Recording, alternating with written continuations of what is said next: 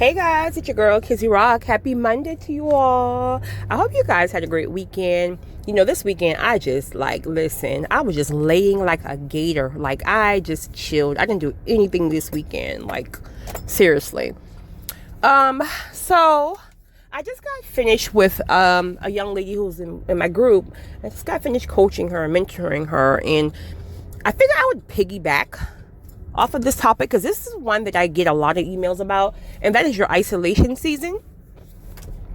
And I'm laughing because, like, listen, if anybody who's listening to me right now, if you've been through that isolation season where God has stripped you of every single thing, including your edges, then you know that isolation season is no joke. However, that isolation season is designed to get you exactly where you need to be. That isolation season will literally have you with the warrior mindset that you need to go forward, into your gift and your calling. So the thing about it is, again, we all are different and we all have a different story, where some people are comfortable with being a loner and walking alone, such as myself. But some people really struggle with that because some people have, been accustomed to always having somebody with them. Let it be, 25 siblings growing up, then you left and went to college and had a roommate, and then you married right after. So it's like you've always had somebody.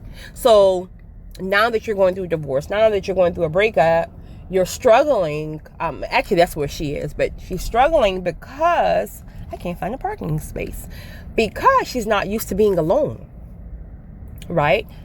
So here's the thing. If God has something that he needs you to do, right, which will be your purpose and your calling and helping others and all that good stuff. Well, in order for you to hear what it is that he has for you to do, you would need to be in a position to hear him. Well, because life is so crazy and chaotic and we're just on go mode all the time and we're so busy, sometimes we don't even hear the voice of the Spirit.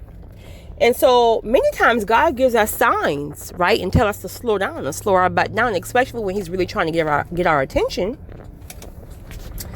But because we're so busy, we don't know how to slow down. And I'm raising my hand, honey. We don't know how to slow down. So with that being said, sometimes God will force you into isolation. Also, if you are with someone that he did not design for you, and you are going through HELL with this person, and this person is just taking you through the ringer. First of all, God is not pleased. Touch not my anointed, do my prophets no harm. So he's going to remove that person from you. Now, to you, it may seem like punishment, but truth be told, it's a blessing, because more than likely you're not able to remove that person yourself, because you're in love, you have a soul tie, whatever. So God's going to remove that person from you. And yes, you may cry, you may kick, you may scream because you're comfortable and all that stuff. But he's going to remove not only that person, but every person from you, because he have to get you isolated, right? Now, as he starts, once he pull you from that main person, that be a spouse, your mentor, whatever, anybody that you go to get opinions before you even go to God. It might be your best friend. You're asking everybody else, to help you spiritually, or what do you think about this? What do you think about that? And you don't even go to God. And what we don't even realize is that we are actually making these people our God. And we're not doing it intentionally. We're just hurt. We're lost. We're confused. We're just trying to get any answer, anything that will soothe our soul. But why are we going to God last if we probably not even going to him for an answer? So he will have to start to remove these crutches, aka people. He will have to start to remove these crutches, right? He will snatch them away from you first. Now, this can hurt because, for one, somebody I promise you I'm not laughing, but I'm just thinking back on my isolation season, and I can laugh about it now, honey, but oh my God, Jesus. But some of these people may just fall off, right? because you're growing apart, or you are already in the process of growing apart from this friend or whatever.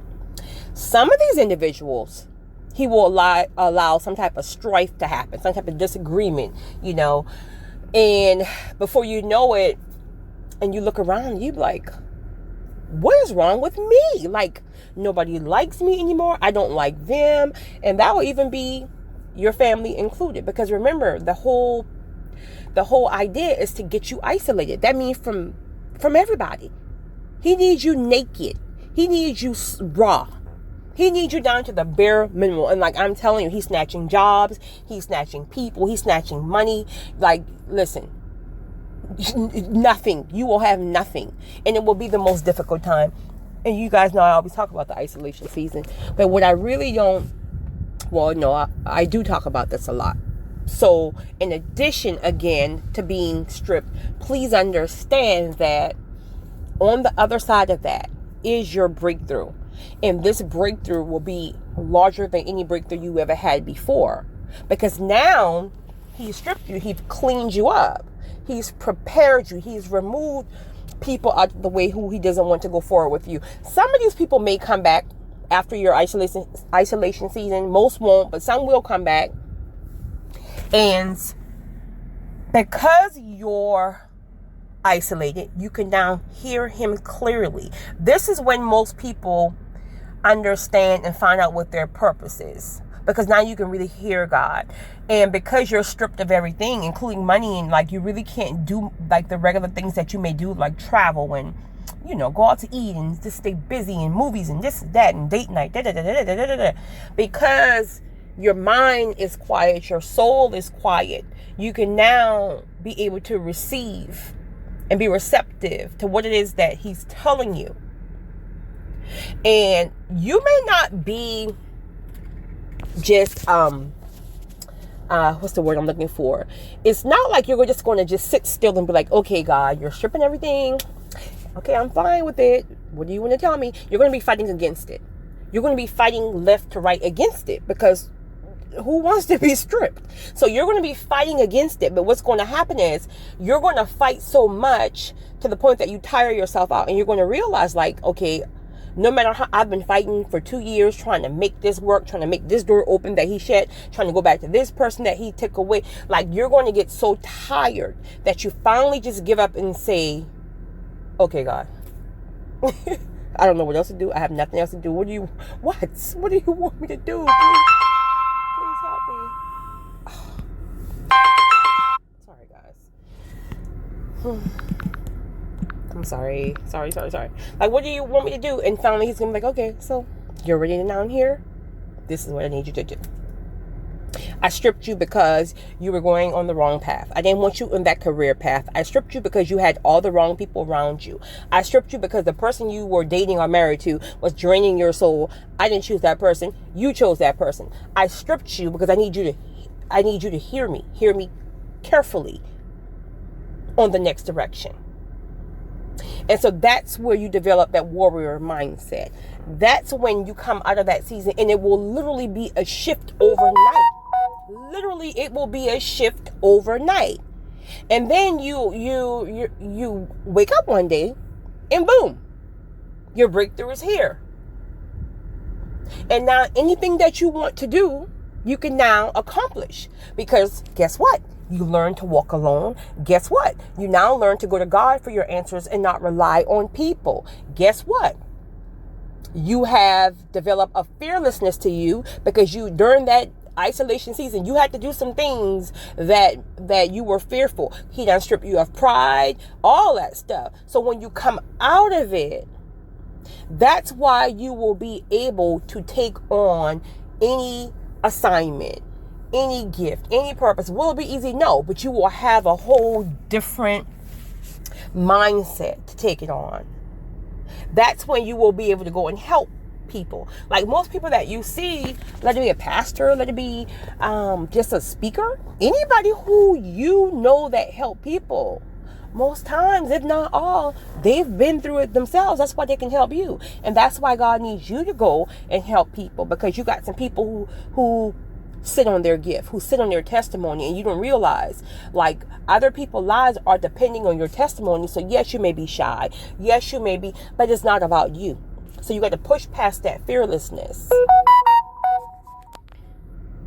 You got to push past that fearlessness, because you are called. We all are here to, help each other. So anyway, guys, I hope that helps someone to understand, like, the isolation season is not a bad thing. Yes, it is brutal. It is very brutal. But the longer you fight against it, and you will, the longer you fight against it, the longer you will push your breakthrough back. God just needs you to surrender and flap on the map and just say, take me, Lord. Take me. What do you want? Just tell me, help me. And in that moment, my friends, that's when you will, if you haven't discovered your purpose and your calling, you will then. You guys have a great evening. It's your girl, Kizzy Rock.